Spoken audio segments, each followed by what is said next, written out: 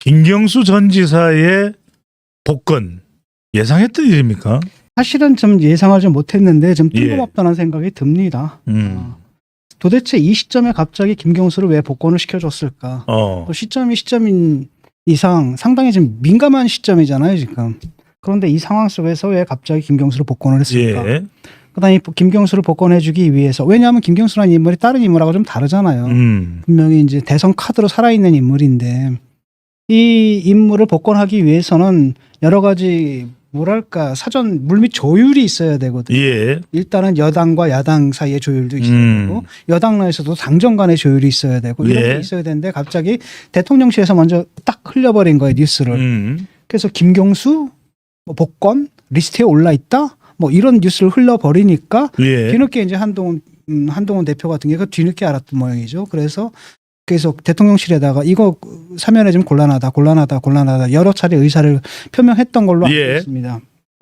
그 근거는 뭐냐면 김경수 이분이 뭐냐면 지난번에 그 가석방 시켜준 거잖아요. 근데 고맙지 않다라고 얘기를 했거든요. 그런 다음에 끝까지 자기의 무죄를 주장을 하고 있어요. 잘못한 건 없다. 잘못한 거 없다. 법원이 오해를 했을 뿐이다. 뭐 대법원 선고까지 내렸는데요. 그렇죠. 그렇기 때문에 그 다음에 또 그 범죄의 성격이 어떻습니까? 이게 여론을 조작한 거거든요. 대선입니다. 여론을 조작해서 선거 결과에 영향을 끼치려고 하다 보니까 대선 여론입니다. 그것 자체가 사실 민주주의를 파괴하는 공격이란 말이죠.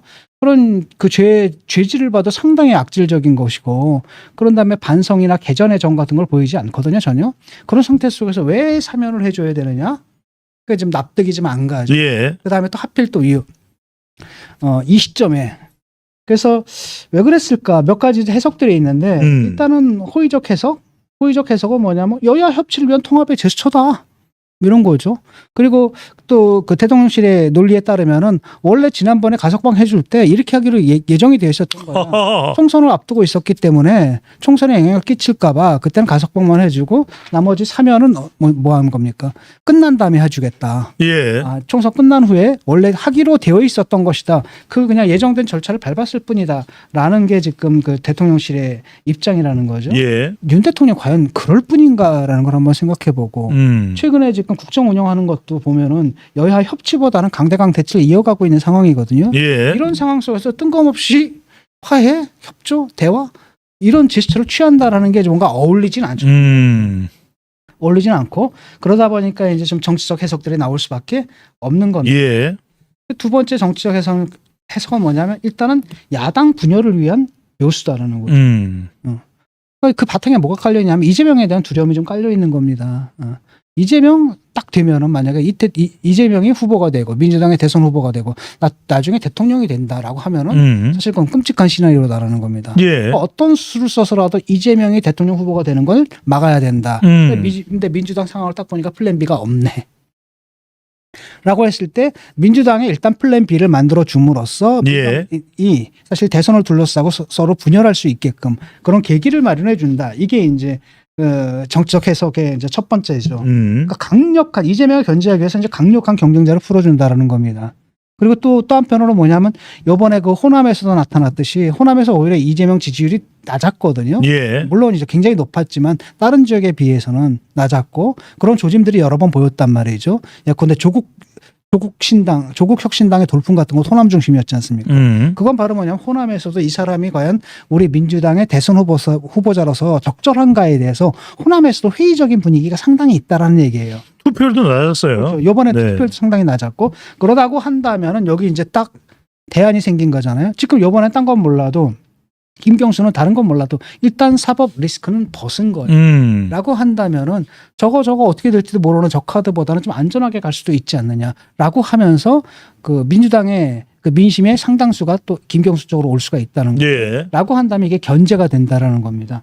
그런 의미에서 야당 분열을 노리기 위해서 했다. 그러니까 이건 이제 주로 어느 쪽에서 주장을 하냐면은 그러니까 민주당 내 친명계에서 그렇게 주장을 하는 거죠. 이게 우리를 겨냥한 거다 결국. 우리를 겨냥한 수다 이렇게 얘기를 하는 거고. 또 다른 한편으로는 세 번째는 뭐냐면 이게 결국은 한동훈을 견제하기 위한 수가 아니냐. 결국 한동훈에 대한 두려움이 있다라는 거예요. 어차피 이 당은 내 당인 줄 알았는데 이번 전당대회에서 딱 가보니까 내 편은 3분의 1밖에 안 되네. 3분의 2가 한동훈 편이네. 근데 한동훈을 딱 보니까 특검도 왜냐.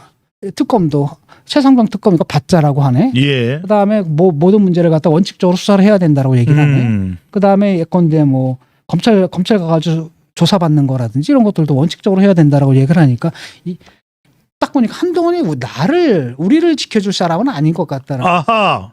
그다음에 그동안에 이제 총선 과정에서 이 갈등도 있었고 그다음에 또 전당대회 과정 속에서 아주 그냥 극에 달았지 않습니까? 그 갈등이라는 게. 라고 하니까 이게 자칫 또 당을 갖다가 한동훈이 지금 장악을 해버렸는데 이걸 놔두게 되면은 우리가 나중에 당하지 않겠느냐. 그러니까 이걸 갖다가 견제하기 위해서는 그 강력한 대선 후보가 될 수도 있는 그런 가능성을 갖고 있는 예. 그 김경수를 사면을 해줬다라는 겁니다. 그 바탕에는 뭐냐면은 좀 극단적인 경우에는 김경수랑 우리가 딜할 수도 있다 이런 거죠. 잠깐만요. 윤석열 대통령과 김경수 전 지사 사이에 딜이 있을 수도 있다? 그렇죠. 왜냐하면은 너 사면시켜준 게 누군데? 아하. 이잖아. 그다음에 너 이재명을 꺾을 수 있다면 우리가 지원해줄 수도 있어. 라고 하니까 쉽게 말하면 대통령실이나 그 정부 여당 측에서 대통령실 쪽 또 그 친윤 세력이 오히려 한동훈보다는 오히려 저쪽하고 손을 잡고 뭘 해볼 수도 있는 여지도 있다라는 거죠 지금. 그게 이제 극단적인 경우에는 그런 거라는. 예. 어쨌든 이 2번과 3번을 합치면 결국은 뭐냐면은 이재명 지금은 뭐냐 전국을 딱 보게 되면 이재명 한편으로는 이재명이고 한편은 한동훈이라는 거죠. 당당히 대표가 있는 거고 대통령은 일단 지지율이 뚝 떨어져가지고 바닥을 헤매고 있고 그다음에 이게 개선될 조짐이 보이지 않거든요. 지금 하는 것들을 보게 되면은 그런 상태 속에서 사실은 앞으로 대통령은 어차피 지는 권력이고 지는 해고 여기 이제 뜨는 애들이잖아요. 그러다 보니까 전국에서 사실 이재명 vs 한동훈으로 이렇게 딱 됐는데 여기다 김경수를 딱 풀어주면서 대통령실이 일종의 킹메이커 비슷한 역할. 로 지금 갑자기 등판을 해버린 거거든요. 오히려 윤석열 대통령의 존재감이 더 커지네요. 나 아직 안 죽었어. 나 얼마든지 내가 원한다면은 판 흔들 수 있어. 살아있네. 그렇죠. 살아있네. 이걸 이제 보여준다라는 거죠. 이재명은 김경수 사면해준 걸 좋아하겠어요? 당연히 안 좋아하죠. 그럼에도 불구하고 뭐 사면을 원한다는 신용을 해야 되는데 그 신용조차도 안 했거든요. 예. 라고 한다면 사실 민주당 내에서 친명과 비명, 특히 비명은 상당 부분 친문이거든요. 이들 사이에 이제 딱 갈등을 조장할 수가 있는 어떻게 보면 이제 그 이간질일 수도 있죠. 예. 그런 이간질로서 언론 플레이를 툭 던진 겁니다. 라고 했더니 이재명 측에서는 계속 요청했다. 무슨 얘기냐? 막 정색을 합니다. 나는 뭐 계속 요청했다. 직간접적으로 수도 없이 요청을 했고 박찬대 대표 대행은 그거 내가 했다. 내가 했다. 이렇게 얘기를 했거든요. 그러니까 민주당에서 만약에 찔렀다 하더라도 정식으로 요청했다라기보다도 민주당에서 뭐 이 사람 저 사람 괜히 한마디씩 해보고 뚝뚝뚝 입질한 건 있을지 몰라도 공식적으로 정색을 하고 요청한 적은 없었다라고 이제 딱 잘라 말해버리는 겁니다. 라고 한다면 이제 민주당 내에서 결국 이재명이가 이거 사실은 원래는 뭐랄까 도의상 또는 인지상정이라고 그러잖아요. 인지상정상 아무리 자기 경쟁자다 하더라도 이런 좀 풀어달라고 본심은 안 담아도 본심은 안 실려 있어서 그냥 빈말로라도 그런 요청 좀 했어야 되는 거 아니냐라고 했는데 그 요청조차도 안 했다. 얘기가 되는 거죠. 거기에 대해서 그러니까 그러면 굉장히 곤란해지잖아요. 그렇기 때문에 이재명 측에서는 뭐 얘를 통해서 했고 쟤를 통해서 했고 여기저기 막 찔러봤다. 근데 측에서는 또 공식적으로 들어온 건 없다. 한동훈 같은 경우 좀 황당한 게 뭐냐면 이런 얘기인데 당정 간에 논의가 돼야 되지 않냐. 원래 당이 사실 정에다가 뭡니까 민심을 전달하는 거잖아요. 지금 사면에 대한 민심들이 어떤지 그다음에 그 사면 자체가 정당성이 있는지 그다음에 사면 자체가 지금 적절한지 이런 것들을 따지는 것들을 한번 의견을 조회를 해봐야 되는데 그런 것 없이 그냥 언론에다 먼저 터뜨려버리는 거예요. 언론에 딱 터뜨려버리니까 뒤통수를 맞은 거죠. 이게 뭐냐라고 해서 비공식적으로 계속 대통령실에다 여러 번에 걸쳐가지고 이 사람 사면해주면 안 됩니다라고 여러 번 직언을 했다라는 겁니다. 그럼에도 불구하고 이제 안 됐다라는 거죠. 여기 대해서 이제 이건 결국은 그러니까 친윤들이 이제 들고 나오잖아요. 친윤들이 들고 나와가지고 또 대통령실을 옹호하고 나왔습니다. 친윤 재결집이 되는 상태입니다. 그래서 김재원 이런 사람들. 그다음 추경호도 그렇고. 법무부 장관한테 사면해 준 사람은 한동훈 대표 당신 아니냐. 장해찬도 그렇고. 그러니까 딱 보니까 좀 전에 봤던 그 대립구도가 지금 또 다시 반복되는 거 아니겠습니까? 예. 라고 하니까 사실은 당정 갈등, 그다음 윤한 갈등이 또시 재현되는 모습들을 지금 보이고 있는 거죠. 대통령실에서 나 죽지 않았어. 까불지 마라고 경고를 내리는 거라고 볼 수가 있습니다, 지금. 근데 이렇게 되면 아주 복잡해지거든요. 앞으로 이번 건이 아닙니다. 아마 사사건건 이럴 거라는 거예요. 사사건건 이럴 거라는 거예요. 요번에 만약에 당에서 지지자들도 다 반대하고 당에서 지지자들도 반대하고 당 대표도 반대하고라고 하면 사실 사면해 줄 이유가 없는 거잖아요. 예. 그다음 그 본인이 사면을 받을 본인이 사과하고 반성한 것도 아니고 지금도 잘났다고 그러고 있거든요. 조국하고 지금 정경심하고 이재명이 하는 거랑 똑같이 하고 있는 거 아니겠습니까? 자기는 떳떳하다잖아. 예. 그런 사람을 갖다 왜 도대체 사면을 해줘야 되냐라고 했을 때는 그렇잖아요. 이유가 없잖아. 납득이 안 되잖아요. 라고 했을 때는 결국은 견제용이다. 예. 이제 한동훈 견제용의 측면이 굉장히 강하다라는 겁니다. 이게 지금 불길해요. 그다음에 또 다른 한편으로는 뭐냐면 이게 납득이 안 가는 게 왜 상대의 파일을 키워주냐라는 거거든요.